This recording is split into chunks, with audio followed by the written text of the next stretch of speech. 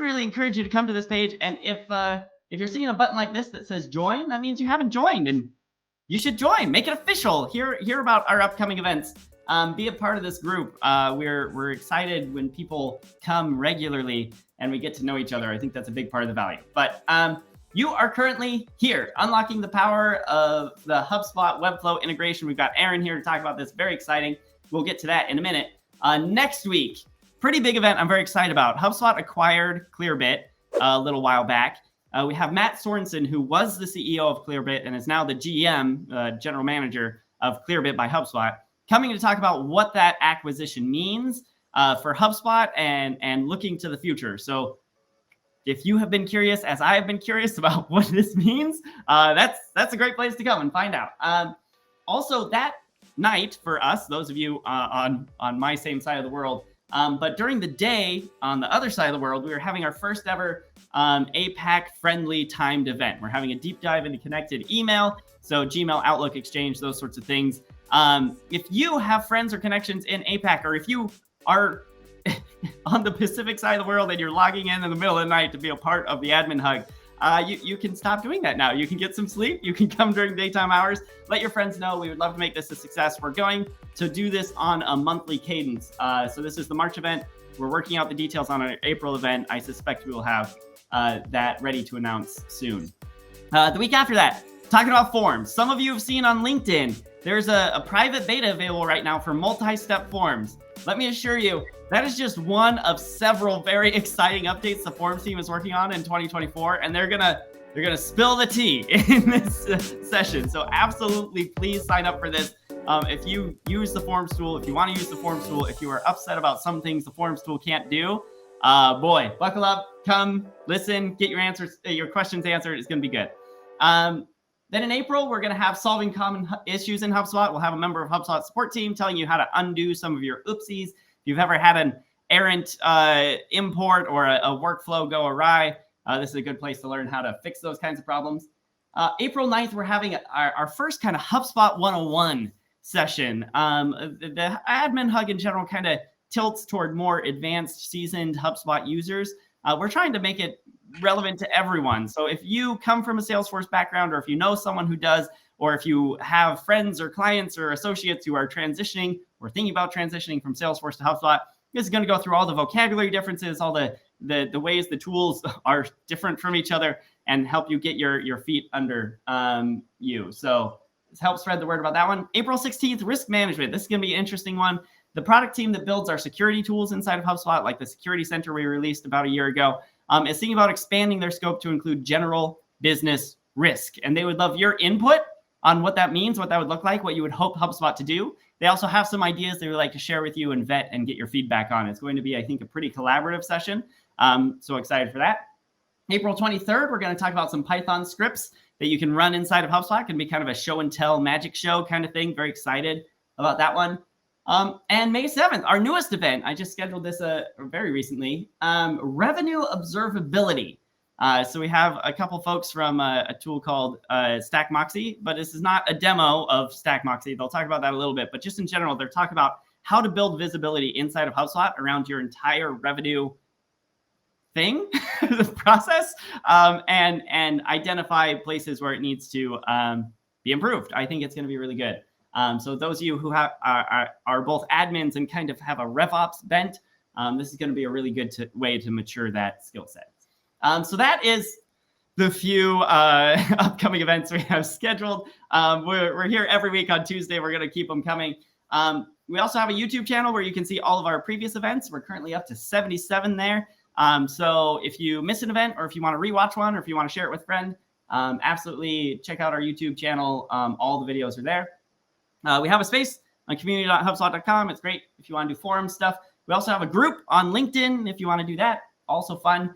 But I highly recommend everyone here join this Slack space called Sprocketeer. It's not officially sponsored by HubSpot. It's an independent community of HubSpot users and admins. You can see 1,100 users in there now. If you want real-time peer-to-peer collaboration on your HubSpot projects, this is a great place to brainstorm, to troubleshoot, to help other people, to learn some things. It's a really active community. It's a fun place to be. Highly recommend joining that. if you're looking to feel less alone as an admin and also upskill a bit. HubSpot Academy runs a super admin bootcamp.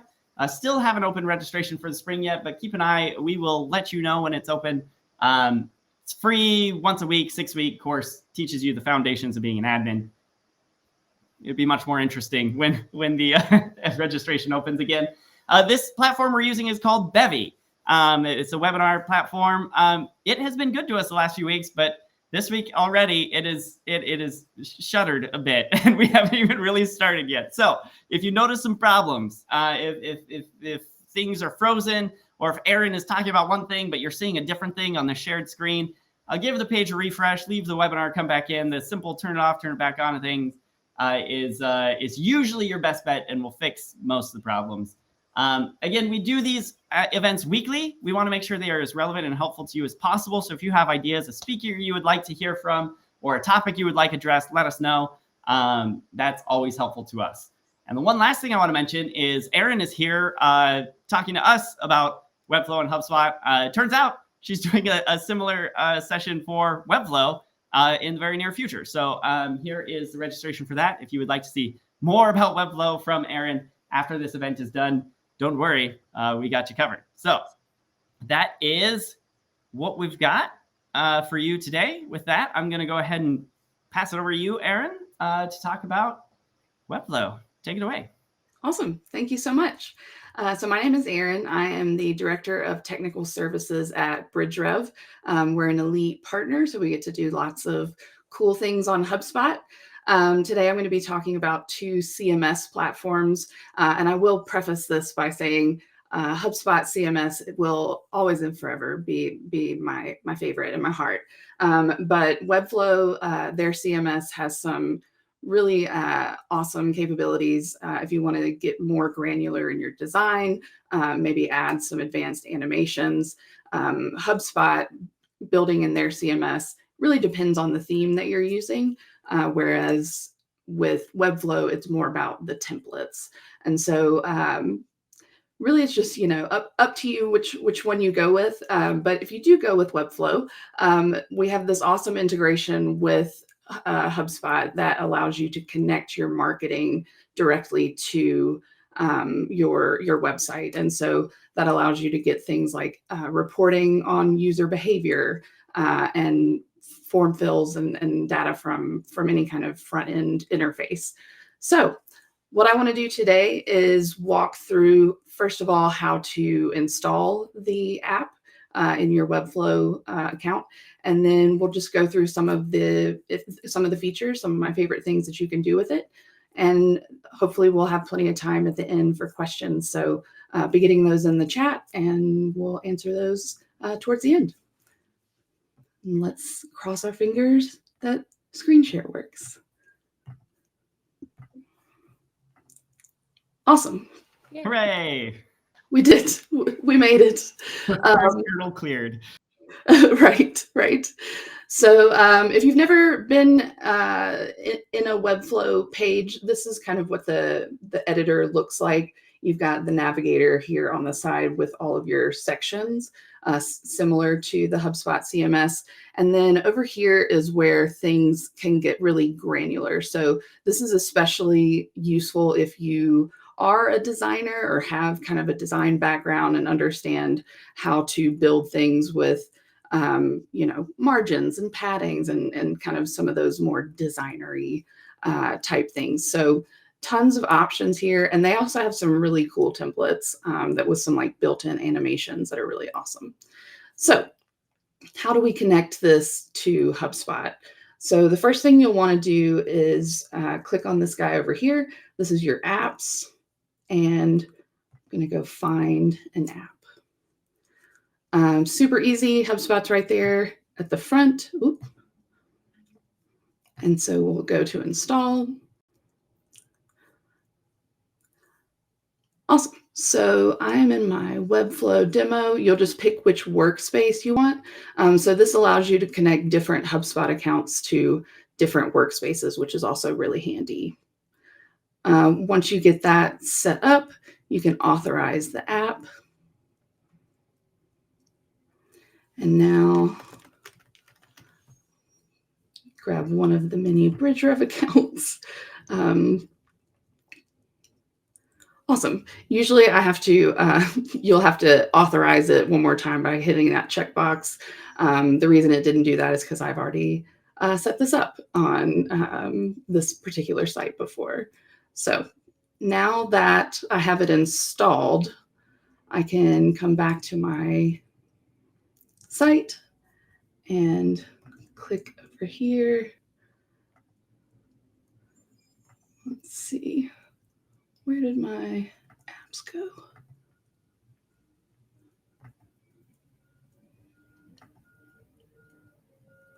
Nope, nope, that's not what I meant to do. Let's go here.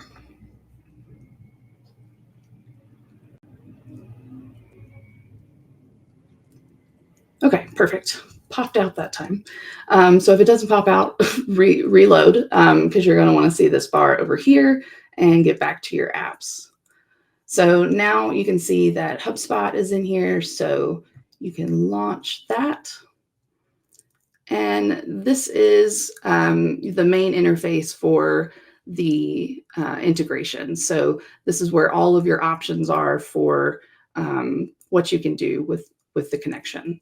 So one thing kind of right out the gate is you'll be able to see which HubSpot account you have connected there. And also you'll have access to those assets and things in here. So should be fairly obvious where you are at all times. So that's always helpful, especially if you're switching around between accounts. So some of the kind of easy features that are just quick wins, this import assets. So this is going to bring in all of your HubSpot assets directly into your project here. So you don't have to have multiple locations for your files. If you change them in HubSpot, they'll automatically be reflected in this editor, and then you can drop those in to your page. So that's super handy, especially with the HubSpot, the way you can connect Canva to HubSpot. If you haven't used that integration as well, that is super helpful when you're doing a lot of content. The other super quick win, managing your site tracking, is as simple as just toggling this guy on and saving it. And so now my tracking code has been added successfully. And so now I can get things like the landing pages a user has seen and what forms they filled out, and kind of get more insight into that user journey all within HubSpot. And then you can use it in your marketing automation, which is a huge win. And so that's really where these two platforms together shine, and where you're going to get the most out of both instances.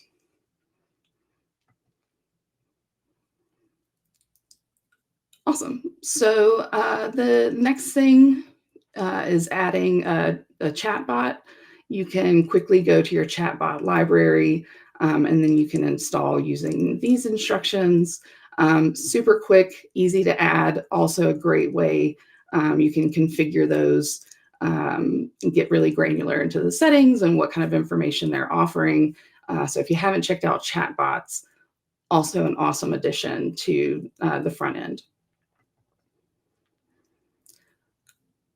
Awesome. So the main thing that I wanted to talk about with this integration is all of your options for forms.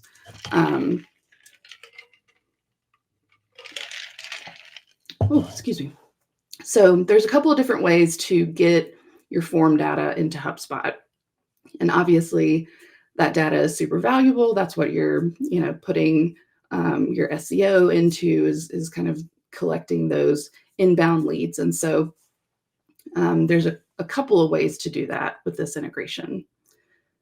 So one of the easiest is to just grab an existing form out of your HubSpot. So these are all populated automatically from the BridgeRev HubSpot account. And then once we add that, we've got a couple of customization options. So so I'm a developer by day, I guess. And so these two form embeds are a little bit different. So a stylable HubSpot form is kind of like if you toggle off the HubSpot styles in your form settings in HubSpot. So it's going to render that as HTML that you can access and manipulate via CSS. If you embed a non-customizable form, that is going to be brought in as an iframe. And so it renders a little differently. If you're trying to execute any JavaScript or CSS on that form, this is not the way to go. You're not going to be able to access that iframe. So it really just depends on, you know, the existing style and how it fits into your design. And then obviously, if it's stylable, you have all of those options within Webflow of how you can style the form. So that's super handy. So we'll add a stylable form here. And then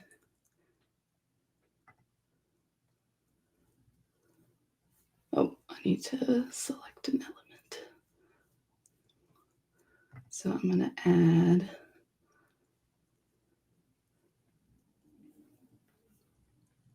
a form. Pardon me, I am not a designer, so this will not look good, but you'll get the idea. So once you have a form element here, and you'll see I've got it highlighted as a form block, you can just click this button and add the form to the page.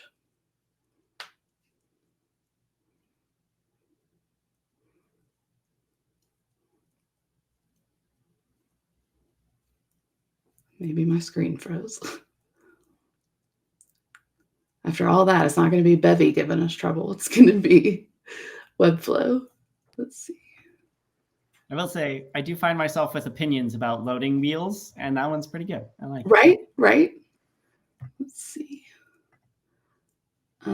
So you'll definitely need to select the form or the form block here. I'm going to go back to my HubSpot, add existing, and add form to page. Now everyone's staring at the loading wheel, Kyle. Good job. I know, right? It is a little mesmerizing. It makes waiting easier. Right. All right, let's see.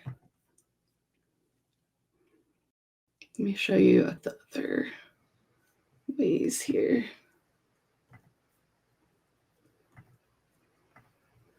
So if we do the non-customizable, okay, so then that one you would grab from your HubSpot settings.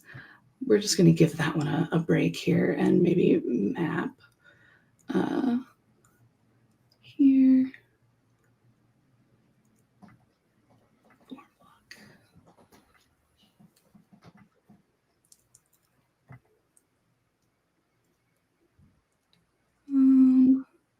Okay, so we got our mapped forms.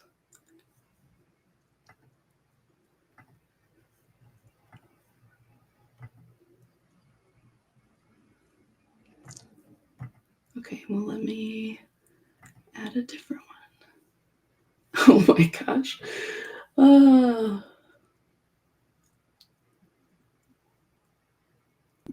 Only during demos. That's when it happens. Right. Mamas, tell your babies not to do software demos. It's not predictable, unfortunately. Okay. We do have a question while you're clicking. Okay. Maybe it will give the system time to catch up.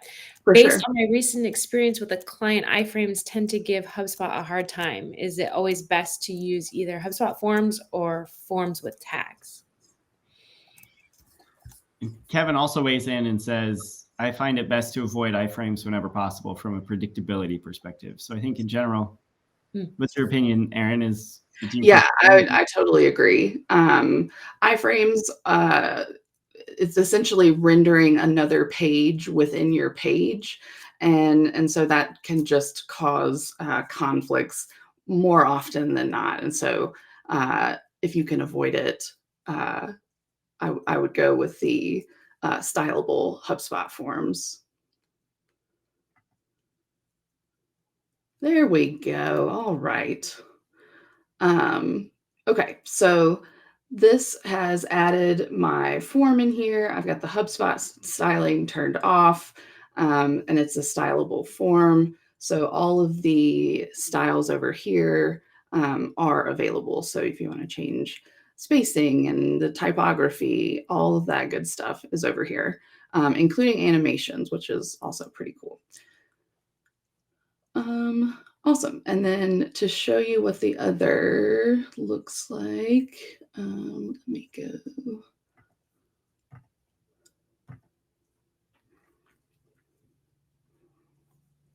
Show you where to grab that. Still getting used to the new navigation. Awesome. So let me grab this.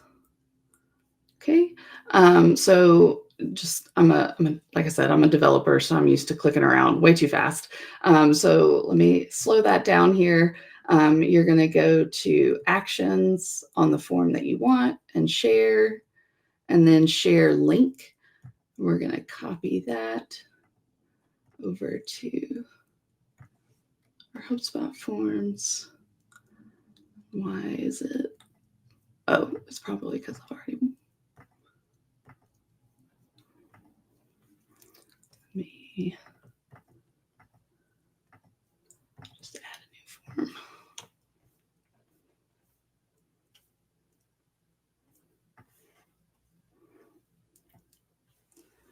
Okay.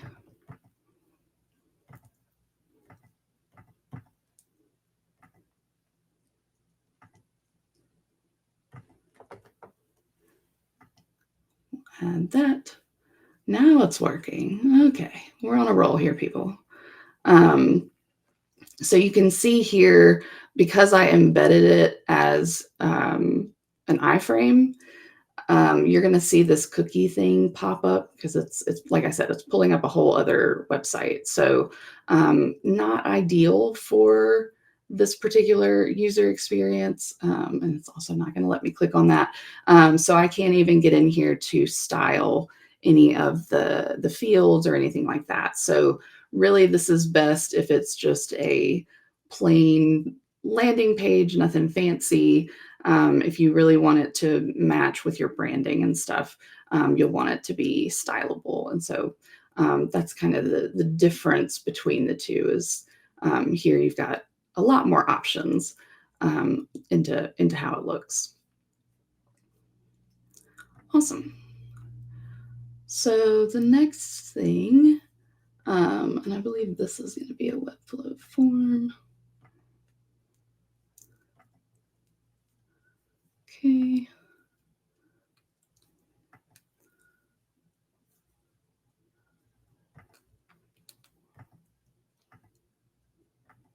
There we go. Okay.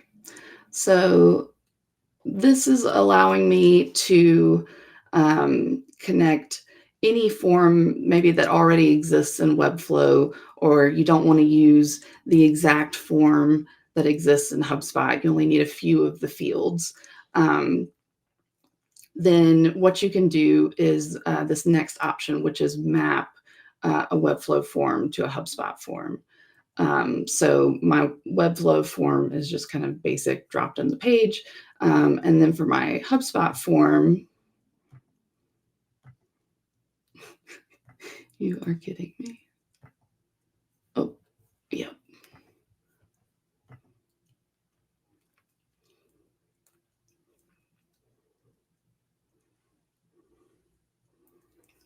Okay. Maybe it doesn't love doing a whole bunch of forms at the same time on the same page. I was thinking that maybe it's like, why do you have 7 forms on the same Right. page? It's like, girl, this is not a good idea. Turn back. Okay, so we got our form. And then it's supposed to port over all my HubSpot forms. I wonder if it's got that error. Let's do form block.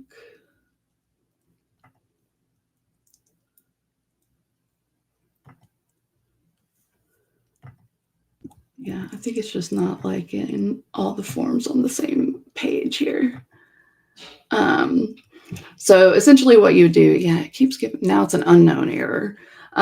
So essentially what that would do is allow you to map whatever is filled out in this field. It doesn't have to be named the same thing. They can be, you know, have different naming conventions, but still map to the correct field.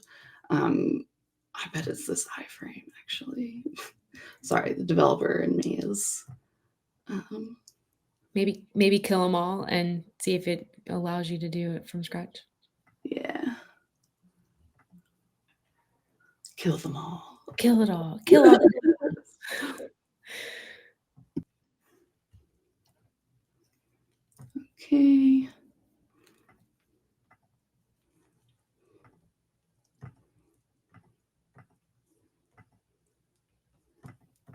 Yeah, it's just not pulling in those options. I bet it's going to give me that same error. Oh, maybe I should refresh after my...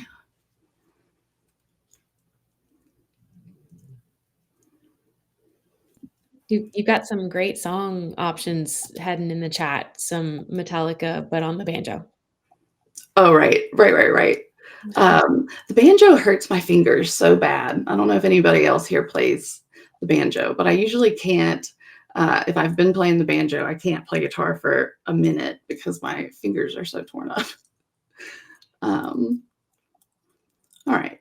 Well, we'll just skip the mapping.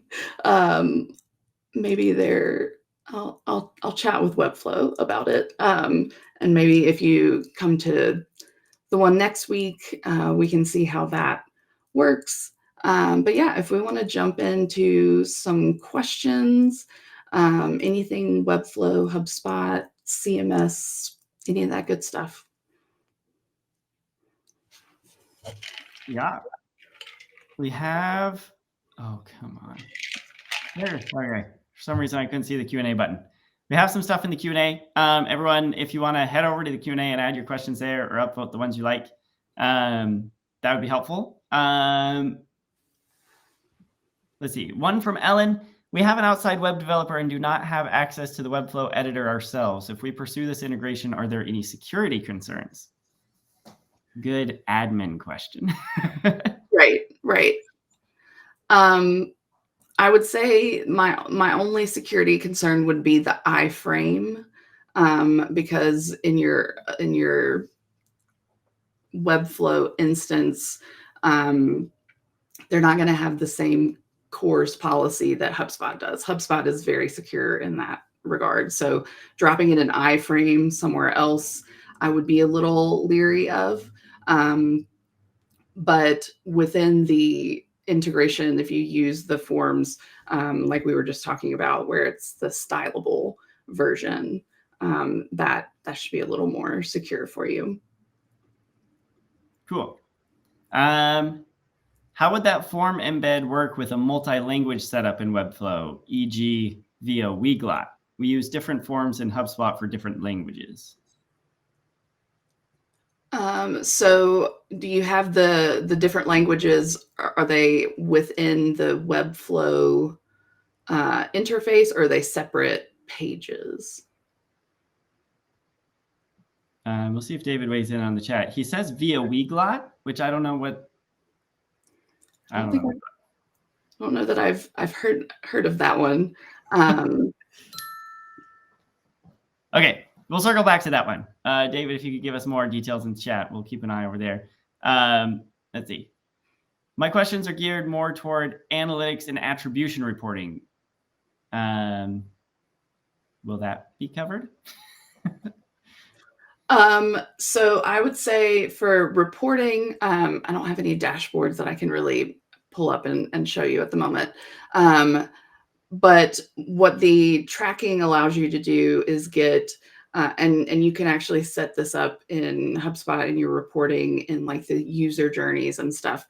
You can see the pages that they visited and kind of leading up to conversion, get an idea of the touch points along that journey. As far as attribution reporting, that's always a little tricky, especially with like first touch, last touch. So I would say utilizing a campaign within HubSpot and then adding the target pages to the campaign itself is going to give you even more reporting options that are native to that campaign. So that's how I would set that up. Cool. In the chat, David gave a link to Weglot, said this is the tool we use for the multi-language setup. It's kind of lost in a sea of comments about HubSpot being down. So I suspect some of the issues you were having with your demo Yes. are not your fault and we're not Webflow's fault. So it was not Webflow's fault either. Okay. No, I think HubSpot We also have a mass exodus on all of the admins probably getting pinged that their HubSpot is down. So right. Yeah. Our keeping numbers everybody are dropping rapidly. Yes. Oh, no. Sorry, admins. At least So- you were so notified sorry. maybe before you saw it. I don't know, because when I went, it was still open and up. So that really does make me feel a little better. I was like, this has worked every time I've done it. And, so Kyle, I maintain that you jinxed us. Oh yeah, it probably is my fault. We can. I'm happy to take the blame here. I'm sure we can find somebody at down HubSpot right. and Zoom and Bevy. Right. Yeah, I'm just checking some internal Slack channels to see if I can get the inside scoop on what's going on. It seems like nobody yet knows exactly what's going on. The status page is still up, but Down Detector is noting errors. So you heard it here, folks. Admins know it first. Yeah.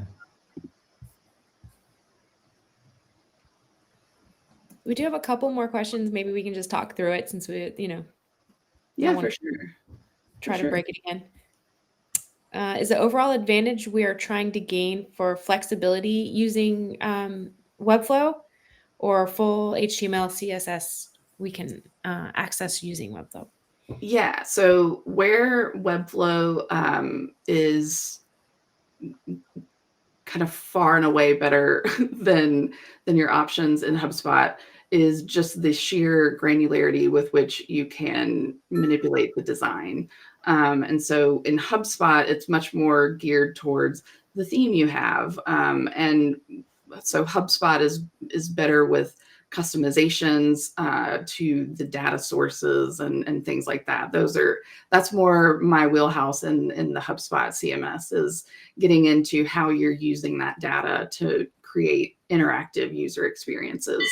And then where Webflow comes in is if you want more of that design aspect. There's a lot of really, really good templates, even with some really advanced animations that lend themselves to some really cool experiences within Webflow. So if you're looking for a website that is like kind of flashy and is one of those where your target audience needs to be really captivated with like big imagery and lots of like moving parts, I would say for sure go with Webflow.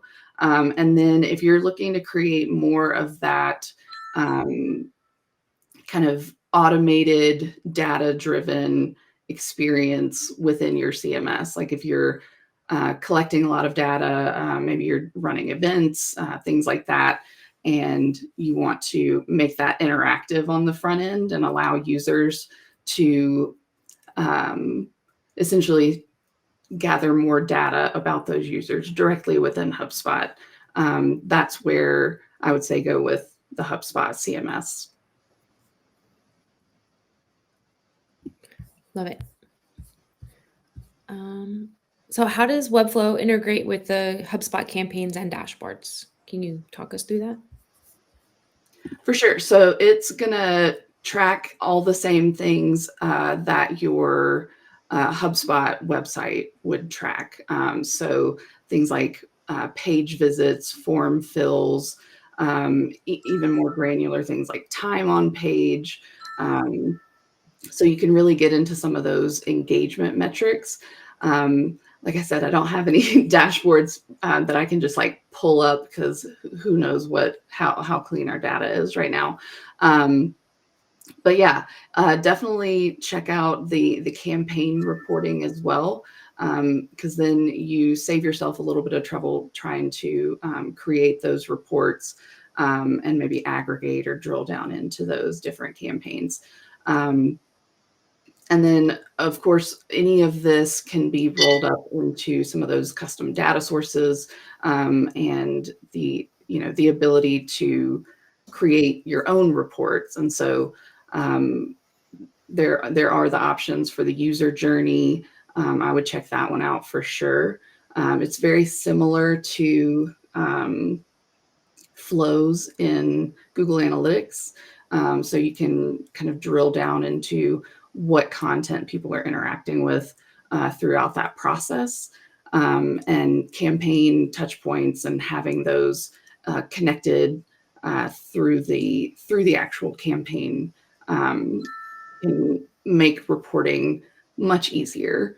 The beauty of HubSpot is it's so relational, right? So you can have things that are connected in all directions. And so having that campaign just gives you one more layer of the ability to report on that and kind of drill into that. Fred asked in the chat, for the campaigns, do we have to add it as an external website? I believe they recently added the ability to include, I believe it's landing pages as part of the campaign itself. Good to know. Yeah, and that's Kyle's Slack going off, everyone. Yes, he is trying to troubleshoot on the side. Somebody in the chat. Sorry, I'm unmuted. I see it in his face. We're all it's just ding, ding. Right. Understood. Let's see. Can you show us what's possible with animation? I'm not sure if it's going to allow us to go in, but maybe you can at least show us some of the options that there are. For sure. They had just posted. Let me see if I can find. I saw it on LinkedIn. Let me find it really quick. It was a really good example. Oop. Web.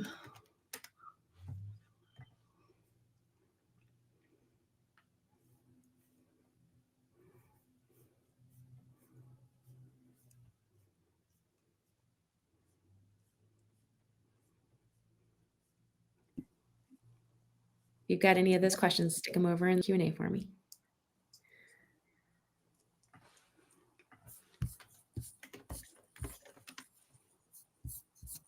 And just for the update, I have not seen the status change, so I don't know if it's just not been related over to the status team. So for anyone keeping an eye on it.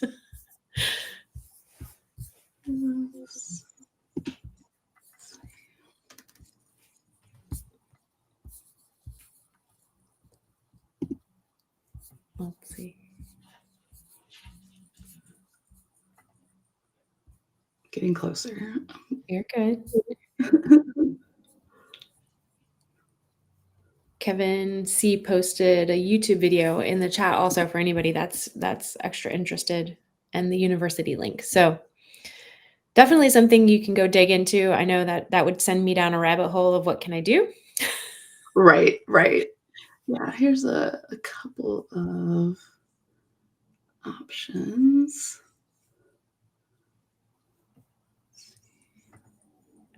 Chad, I don't want to know what the opposite of the orange hat is because that means something bad. So let's just pretend it doesn't exist. just black with like a veil over my eyes. Oh, here we Oh yeah, and a showcase. Zach posted a showcase. Those are fun. Here's the one I saw on LinkedIn, website storytelling. It's got some really cool animations. They also have a lot of kind of not scroll jacking because it doesn't stop you from scrolling, but scroll effects so that like, you know, things might scroll horizontally for a little bit, or animations depend on the scroll rather than, you know, time on page or anything like that. So those are some really cool examples. And then theme music over here. This YouTube video is also really good about animating the typography, which is always a cool effect. Very fun. I will include those in the resources that I send out with the email, everybody, so you have those. Perfect. Let me see. Let me get to another question over here. A client of mine integrated a form in a Webflow site. In the form section in HubSpot, it seemed to duplicate the form as if there's a Webflow version plus a HubSpot version of that form. All of the activities are logged into the Webflow form versus the HubSpot form. Is that the usual way, or does it depend on the way he embedded the form? Little support question. Right. So when I did it, it did not duplicate it. So I don't know how recently that was, if that's something that is new within the last like couple of months. But yeah, it shouldn't be duplicating. It should be mapping to that form. The other option that you could do is to embed the original form that first way that we talked about. So rather than mapping, just drop that form in, and then that should prevent you from having the siloed data there. Gotcha. Awesome. Let's see. Are there any examples of people using HubSpot CMS for day-to-day web presence, but using Webflow for building unique landing pages and experience for product launch or event that you know of? None of my clients, they're typically on Webflow for the entire experience or on HubSpot for the entire experience. But I do think that's a great idea. It's a great way to leverage the data-driven stuff on the HubSpot side, but also get that really engaging piece to drive those inbound leads. So I think that would be maybe even the ideal setup, because then I get to play in both. But yeah, that's a good question. Let's see. Ignacio says, if I have an iframe form, which alternative should be better to improve performance? Unstyled forms, possibly? Yes. Yeah, I would go with the unstyled, and that should alleviate that, because iframes do tend to slow down page performance, because like I said, you're loading a page within a page, so it takes a little extra time. Awesome. Makes sense. I don't see any more questions. I know that there are divided minds happening right now since everything on the status page went red. So understood. Right. Everyone's a little distracted. I'm going to send out all the resources that Erin shared and that everyone else shared in the chat so that you have those to check out. Go play with Webflow. Absolutely. You could give anyone a tip on Webflow, like what should they try out first besides forms? What would you have them dive into next? I would check out let's see if they're in here, any of the templates. So if you go to create a site and then start from a template, they've got some really cool, even just free ones that like we were talking about a second ago, could make for some really cool landing pages. And then they have like a whole marketplace for that.